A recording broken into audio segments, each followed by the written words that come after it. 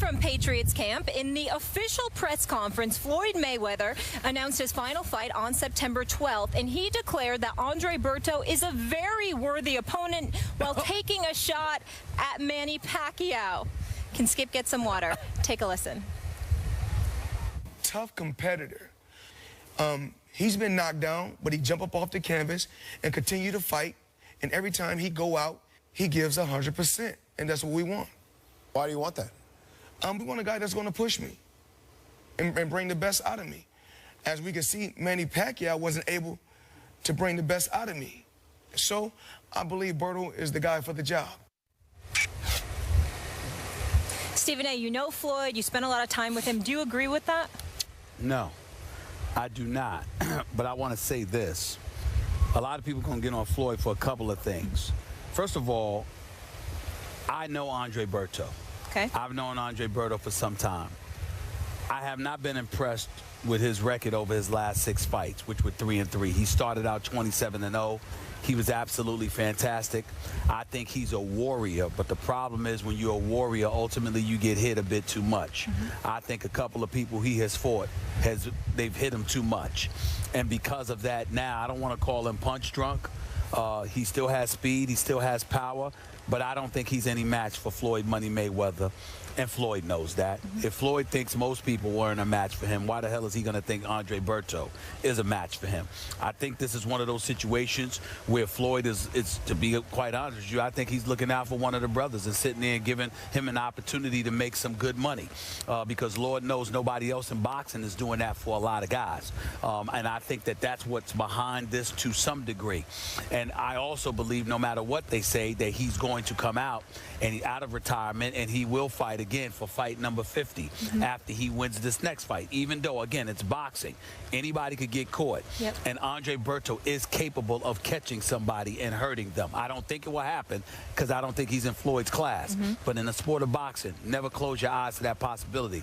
Having said all of that, the main reason we're discussing this is because Floyd went on record, Skip, and said that the media is to blame for the Manny Pacquiao hype. I am here to tell you he's absolutely correct. The media is responsible for the hype, me primarily included, as well as you. And I'm going to tell you why. Manny Pacquiao is great. Manny Pacquiao has speed. Manny Pacquiao has power. I may tease him about the fact that he got put to sleep by Juan Manuel Marquez, but that's only after I knew he was all right, because I certainly wasn't laughing when I saw him get dropped like that, because Manny Pacquiao is an incredibly nice guy and a good man. I just wished him the best. I didn't want him hurt. But he got put to sleep by Juan Manuel Marquez. Caught him with that straight right coming in. Put him to sleep. Manny Pacquiao, outside of that, has been nothing short of sensational and clearly number 2 on the list as the pound-for-pound greatest in the world for years and years and years. We know he's got speed. We know he's got power in both hands. We knew that he wanted Floyd. And our attitude was, well, we know what Floyd's going to do and we know what he can do. He's a boxer extraordinaire. He's a defensive magician in the ring. He doesn't take too many risks, etc. But Pacquiao was supposed to be the dude that was going to quell all of that. He was faster than Cotto. He was faster than Canelo Alvarez. He was smaller and considerably more elusive in a lot of people's eyes. So he was supposed to cause Floyd all of this problem. And on top of it all, because Floyd took his time about taking a fight, the Skip Baylesses of the world, Molly, was sitting up there calling him chicken flies, mocking him and disrespecting him and all this other stuff. There's only one me, so go ahead. That's right. There aren't plural. So all right. Just for the record. There we go. I like that. I like that. I agree. This man, Skip Bayless, was doing all of that. So you were so disrespectful to Floyd Money Mayweather. You contributed to the swell of momentum aimed in this direction where people were trying to say he was scared. People was trying to say he was running from Manny Pacquiao. People were trying to say what was going to happen to him once he got in the ring with Pacquiao. And so the hype evolved not around Floyd, but around what Manny Pacquiao was supposed to do to him. Both of you? No, it's my fault. No. I said it's mine too. It evolved around what Manny Pacquiao was supposed to do to him. Me, being the boxing, not the boxing aficionado, the likes of the Jim Lampleys of the world with my boy Max Kellerman and them, but on a lesser level, the boxing aficionado that I am, I knew what Floyd was going to do to him. I knew that Floyd was going to sit there and make him miss. I knew that Floyd was probably going to hurt his shoulder because he was going to miss about 400 times. I saw all of that coming. So I was sitting there saying what Floyd was going to do. Skip was swearing what Manny Pacquiao was going to do. Everybody in the media was jumping on that bandwagon, whether it was on my side or his side. So we did, as an institution, contribute to the hype because we thought Manny Pacquiao was going to put up a better display. That's what it was, because we always knew what fight Floyd was going to fight, but it was hyped because of what we thought Manny Pacquiao was going to do, and then he didn't end up doing it. So Floyd is basically saying, that's your fault. I told y'all I was going to go in the ring and give him a boxing lesson. Y'all believed all this hype that he was going to come and knock me out. Shame on y'all. And that's a good point on Floyd's part. It's a good point. This man across from me is unbelievable. First of all, now that you have dismissed Berto as a charity fight, I got to leave that alone for now. Not charity. Well, that's where you're going. You know, he's doing something for his brother. I get it. Okay, all right. Now let's get back to. I really think that's what let's get back to overhyping here. Talk about a slickster. This man across from me has omitted. He's a New Yorker. He's from Queens. The key detail of this entire discussion. Look, I will give you this. The media did overhype Manny Pacquiao because of what the media did not know going into the fight, which was that Manny had not sparred for the month leading up to the fight, and that he asked for an injection, a pain-killing injection, on the night of the fight because he had a torn labrum in his shoulder that would immediately require surgery. You omitted that key detail. So how can you say that the media was overhyping the ring record of Manny Pacquiao? Do I have to remind you? Did we overhype what he did to De La Hoya, even though you say De La Hoya was shot? And he absolutely. Okay, but listen, he was just a flat-out dead man because that was a rout that night, and that was a boxing display that Pacquiao put on. Weight 145. Okay. Go ahead. What happened to Ricky Hatton at the hands of Pacquiao? Destroyed. All right. Destroyed. How about Miguel Cotto, a man that you have great respect for? I do. That was TKO in 12, and Cotto raved about Manny's power plus his speed, that he'd never encountered that much power plus speed in the ring. And then we start going to Clottey and Margarito, and remember Sugar Shane Mosley raved about Manny Pacquiao after that fight, after he got his butt beat.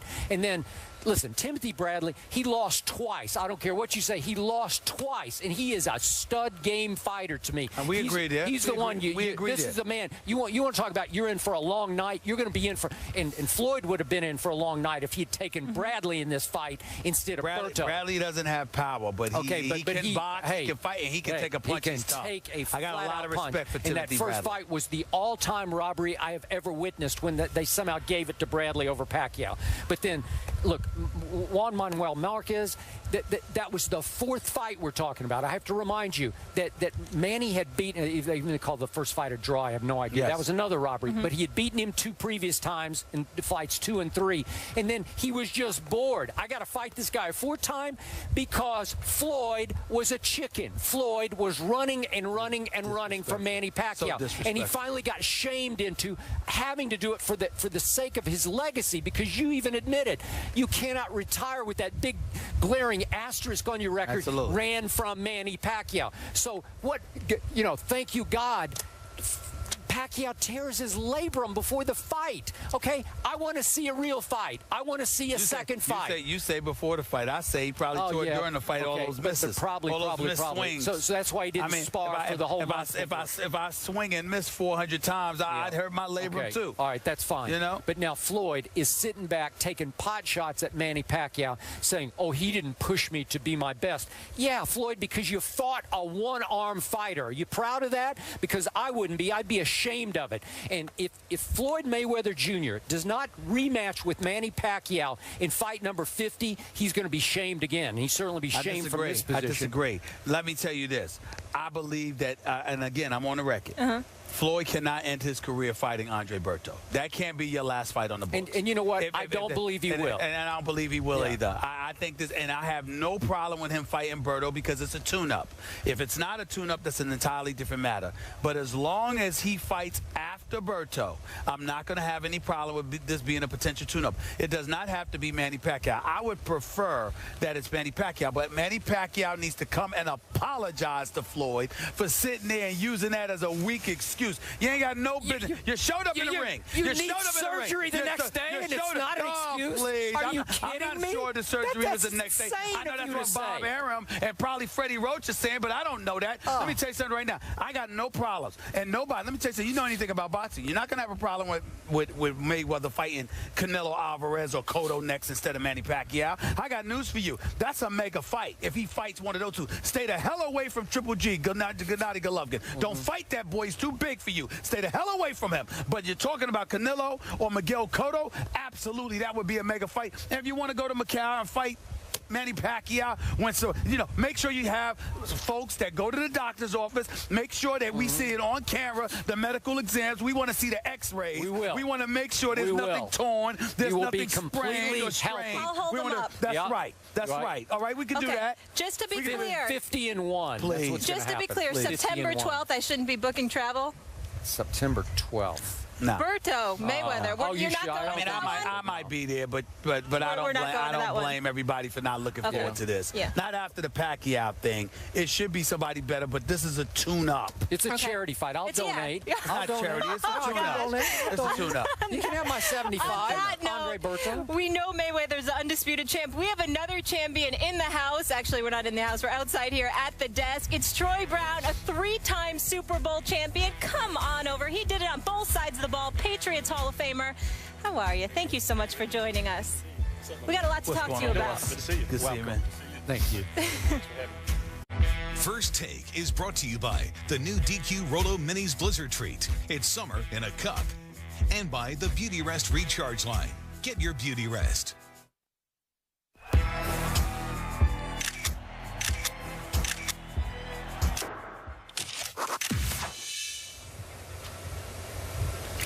Devin McCourty won't be able to join us, but our next guest is a 10-year NFL vet. He led the Patriots last season with 8 sacks, but more importantly, he's now a Super Bowl champ. Defensive end Rob Ninkovich, thank you so much for joining us. That sounds nice. I like that. I figured you'd say that. I figured you'd say that. There's a good ring to it. A lot of hard work going into that one. So, again, I'm excited to add that to the resume. What's your chances of repeating? Wolford's gone, Revis is gone, Brown is gone. What's your chances? Starts right now in training camp. Again, this is where you put in all the hard work. This is where it starts. When you put in those long days of training camp, put the pads back on. It feels good to be back out here with my teammates, and I'm excited. What's the mindset of the team right now with this whole Deflategate suspension hanging over the really issue? Just focus on what you can do. To be a better football player. For me, every day coming in, doing the best that I can to be a better football player. Even at year 10, I'm still learning, still trying to progress as a defensive end. And, again, for me, it's exciting that, all that stuff happened last year, but it's over with. And you really have to, close that book. That's over with, start a new book, and, it starts in training camp. All this Deflategate stuff, how much of a motivational factor do you think that's going to be for the team this season? Again, there's always motivating factors, for teams, and for my personal goals. I'm always motivated. Every year I'm motivated to go out there and play to the best of my abilities, and continue to carry on that Patriot tradition, which is playing good football and being a winning team. What do you see from Tom Brady right now out here on this practice field? Any different? Is he more gunned up than usual, or he's just same old Tom? Tommy's always gunned up. I mean, Tom is a tremendous competitor.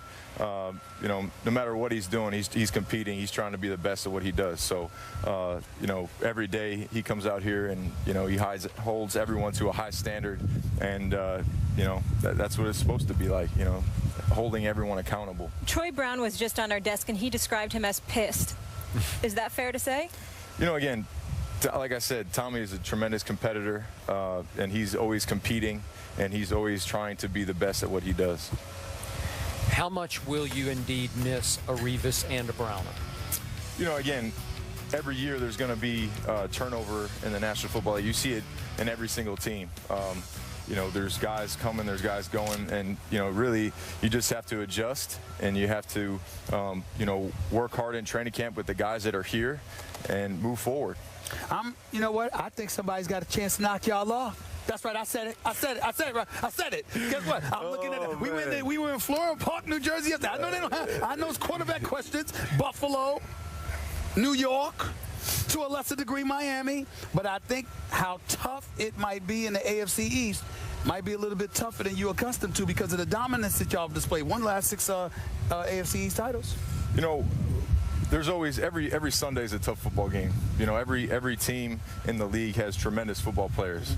So, you know, to be a good football team, you have to practice well, you have to put in the time, you have to put in the effort, and, you know, I feel like we do that every year. You know, we put in the time, we put in the effort, we do the things that you need to do to win in this league. So, you know, again, this year's like no other year. You know, we're just going to come out here and we're going to work hard, and we're going to, you know, go out there and play good football. But isn't it fair to say, Mr. Ninkovich, that it's really about the fact that you have Tom Brady? That's why y'all ain't worried. Isn't that fair to say? You know, again, Tom is a tremendous quarterback. I love Tom as my quarterback, and you know, again, he's going to compete. And he's going to do like he always does, and that's beat Tom and play at a high level. Okay. Stephen A., this is the perfect New England Patriot. This is the perfect Belichick. That's right. Totally. He can You've play. adapted to the Patriot way. No. That's who he is. That's who he is. I'm not mad at him. You can just pepper him with questions all day long, and he will continue. Well, we're running out of time, so I can't. I wish I could, because I got some questions about that defense. I'll be here all day. Come on now. Got to take it game by game. That's right. He can One do that. game at a time. That's what happens when you're a Super Bowl champion. Yes, congratulations again on that. And our tour is over, guys. Back in Bristol on Monday. I want to say happy birthday to our producer, Brian Bork. Thank you so much. How old is he, 50? Yeah. Is he 50? I think it's a milestone one. I think it's dirty 30. Yep, I put you on blast. Sorry there. All right, back from Bristol, ESPN2 on Monday. Thank you to the Patriots, the Jets, the Bills for having us, our little AFC East tour. And thanks you to both of you gentlemen for being wonderful as always. Have a great weekend. Thank you for making it out here, man. Thanks, Appreciate man. it, man. Thank you so much.